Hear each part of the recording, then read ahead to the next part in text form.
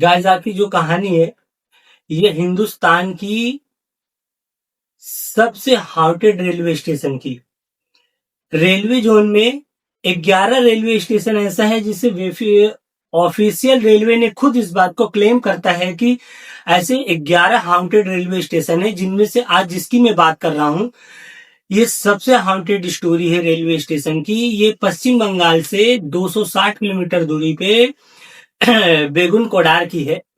बेगुन कोडार एक railway station है जहां 42 साल तक ट्रेन नहीं रुकी। रेलवे स्टेशन बनने के बाद भी 42 साल तक इस एक लड़की की आत्मा है जो रेलवे स्टेशन पे भटकती रहती है। इसके डर से 42 साल तक गाइस, क्या ऐसा हो सकता है कि स्टेशन बनने के बाद अमूमन कहीं तक कोई देखा, किसी ने बताया, किसी ने कहा, किसी ने चर्चा की, ये सारी चीजें लोगों को पता चलता है, भूत प्रेत आत्माएं होती हैं। पर ये एक ऑफिशियल जो रेलवे जोन पूरे हिंदुस्तान में इतना बड़ा जोन है जो इस बात को खुद मानता है, और मानने के बाद में 42 साल तक स्टेशन को बंद कर दिया जाता है। गाइस, अगर आपको इस तरह के हाउंटेड हॉरर मिस्टीरियस कहानी सुनना चाहते हैं तो चैनल को सब्सक्राइब करें। तो कहानी शुरू करते हैं। गाइस, ये बात है 1962 की। 1962 में पश्चिम बंगाल से 260 किलोमीटर की दूरी पर एक जगह है जिसका नाम है बेगुन कोडार। बेगुन कोडार एक एरिया है जो स्टेशन वहां पे बना जाता है। जो स्थानीय लोग रहते हैं वहां पे उनका कहना यह है कि यहाँ से हम लोग को आने जाने के लिए 50 से 60 किलोमीटर दूसरी एरिया में जाना पड़ता है, जब जाके उनको ट्रेन मिलता है। तो उनको आने जाने में बहुत दिक्कत होती है। तो ये लोग ना एमएलए वगैरह जो लोकल रहते हैं उनसे डिस्कस करते हैं और एक सीट तैयार करते हैं और वहां पे रेलवे स्टेशन बनाने की मांग करते हैं, और सरकार इनके इस बात को मान लेती है। और 1962 में 1962 में एक रेलवे स्टेशन बेगुन कोडार में बेगुन कोडार के नाम से ही वहां पे बनाया जाता है। स्टेशन बन जाता है गाइस। स्टेशन बनने के बाद वहां पे आना जाना चालू हो जाता है और लोगों को वहां पे सुविधा मिल जाता है, ट्रेन आने जाने लगती है। लेकिन ये 5 साल ही चल पाता है, यानी 1962 से लेके 1967 तक सब नॉर्मल रहता है। अचानक एक दिन रेलवे स्टेशन में जो स्टेशन मास्टर होते हैं, जिनका नाम था मोहन, मोहन का कहना है कि उन्होंने देखा कि ट्रेन के साथ साथ एक लड़की जो ट्रेन के स्पीड से प्लेटफार्म से दौड़ना चालू करती है और वो ट्रेन से आगे निकल जाती है।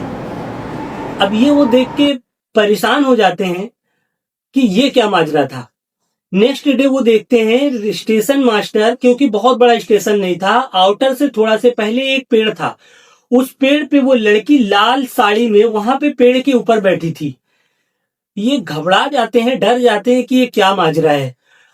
और स्थानीय लोग जो वहां पे आते थे वो 5 बजे के पहले पहले वहां से चले जाते थे।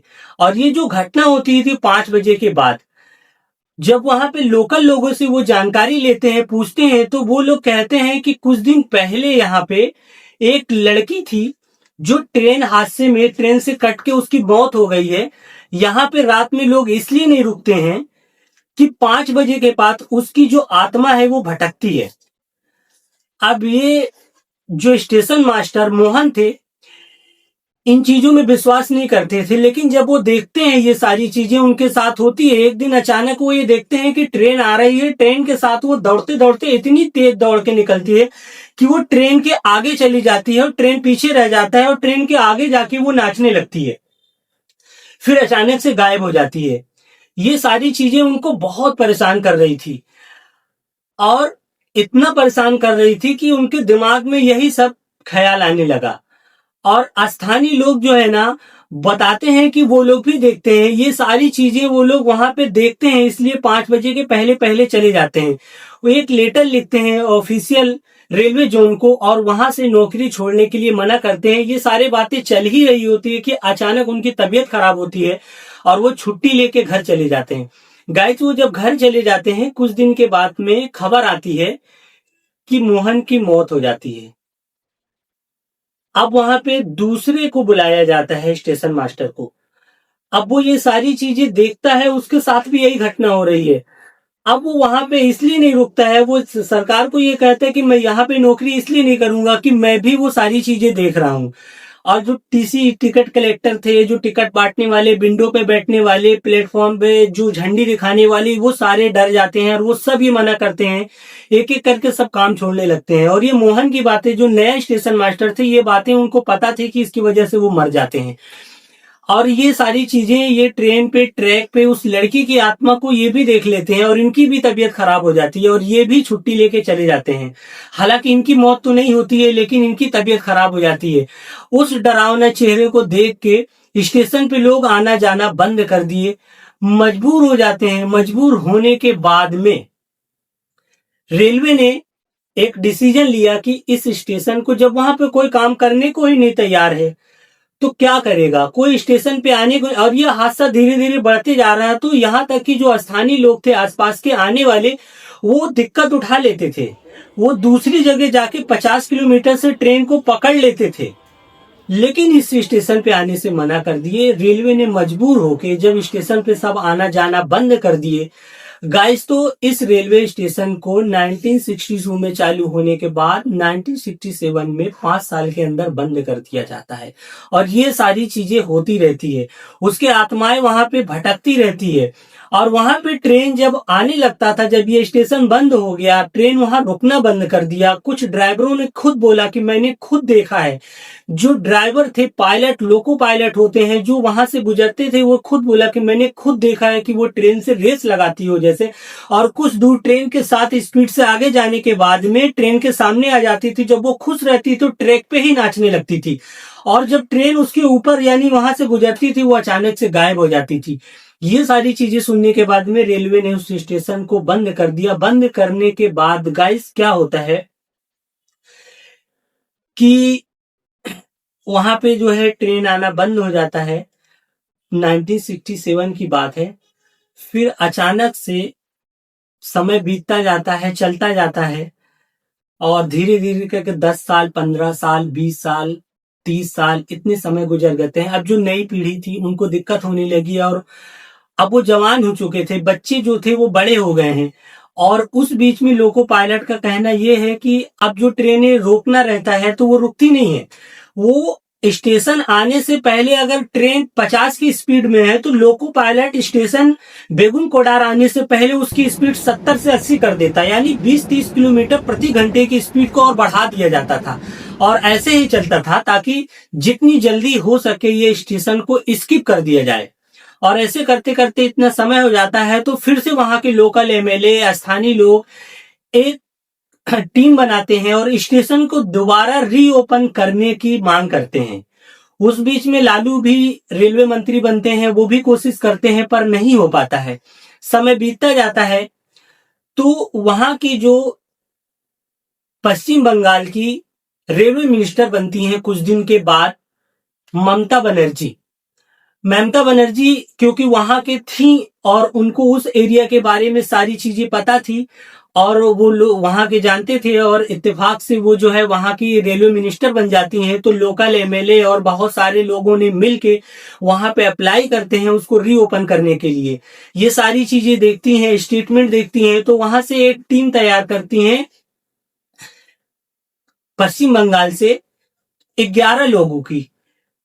5 जो पैरानॉर्मल एक्सपर्ट थे और 5 साइंटिस्ट जो रेलवे के थे, जो रेलवे के इंजीनियर थे, और एक और मिला के 11 लोगों की टीम तैयार कर दी जाती है।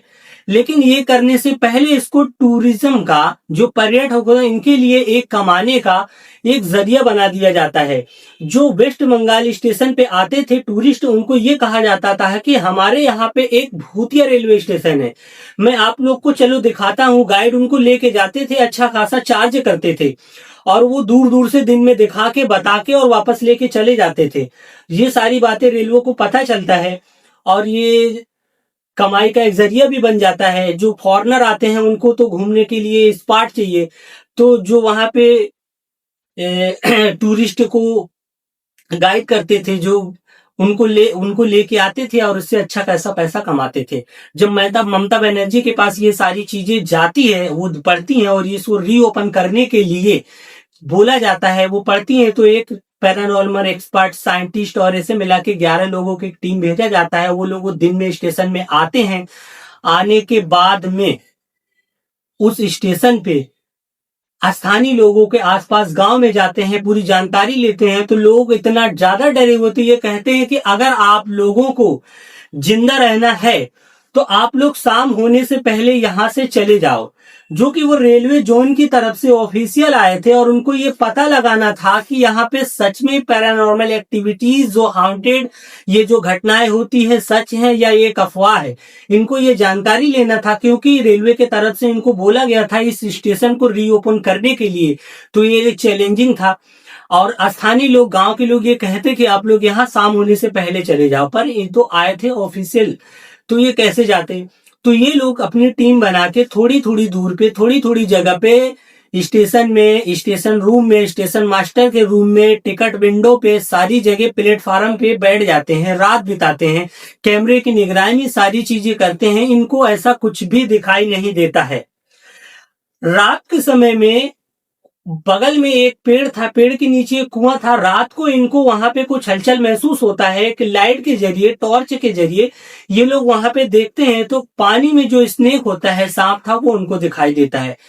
सुबह होती है, ये लोग सारी चीजें रिपोर्ट बनाते हैं, तय करते हैं, ले जाके ऑफिशियल साइड में रेलवे को इसको दे दिया जाता है। रेलवे इस पे डिस्कस करती है, बात करती है, लोकल एलिमेंट से बात करती है। ममता बनर्जी जो वहां के रेलवे मिनिस्टर थी, ये सारी चीजें उनको पता चलता है।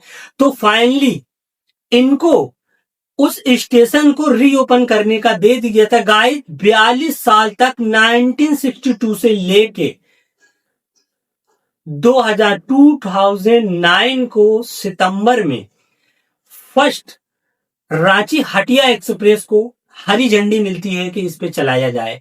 और ये फर्स्ट 42 साल के बाद में हटिया, रांची हटिया एक्सप्रेस को बेगुनकोड़ा रेलवे स्टेशन से गुजारा जाता है। गाइस लेकिन अब भी इतने लोग डरे हुए होते हैं कि वहां पे रात नहीं रुकते, ना तो स्टेशन मास्टर और ना टीटी। ट्रेन का जो टाइम है उस समय उनको वहां से 10 किलोमीटर दूरी पे एक ऑफिस बनाया जाता है इन सबके लिए जो वहां पे काम करते हैं। ऑफिस बना के वहां पे इनको रखा जाता है। ये सुबह यहाँ पे आते हैं, अपना पूरा काम करते हैं। 5 बजे के पहले पहले ये लोग अपना पूरा काम करके चले जाते हैं। पहला दिन रुका गाड़ी 2 मिनट के लिए, जो भी स्थानीय लोग थे थोड़े बहुत आए चले गए, आए, ऐसे कर करके धीरे धीरे वो स्टेशन चालू हो जाता है। लेकिन अब भी कहना है रेलवे का कि अभी भी लोग डरे हुए हैं। 1962 से लेके 2009 में 2009 में सितंबर को रांची हटिया एक्सप्रेस को चलाया जाता है। 42 साल के बाद इस हाउंटेड रेलवे स्टेशन को चालू किया जाता है। गाइस ये रेलवे जोन का सबसे बड़ा हाउंटेड रेलवे स्टेशन पूरे भारत का है, जो कि 42 साल के लिए इस लड़की की आत्मा भटकने की वजह से इसको बंद कर दिया जाता है। गाइस ये haunted railway station railway zone में ऐसे 11 और हैं, जिनमें से एक मैं आपको बताता हूं। 10 और ऐसे हैं जो रेलवे में लिखित ऑफिशियल तौर पे उसको हाउंटेड घोषित कर दिया गया है। गाइस ये रेलवे का सबसे हाउंटेड, पूरे हिंदुस्तान का हाउंटेड रेलवे स्टेशन था, जिसके बारे में मैंने आपको बताया। गाइस अगर आपको इस तरह का हाउंटेड मिस्टीरियस हॉरर कहानियां सुनना चाहते हैं, उस चैनल को सब्सक्राइब करें। आप अपना और अपने परिवार का ख्याल रखें।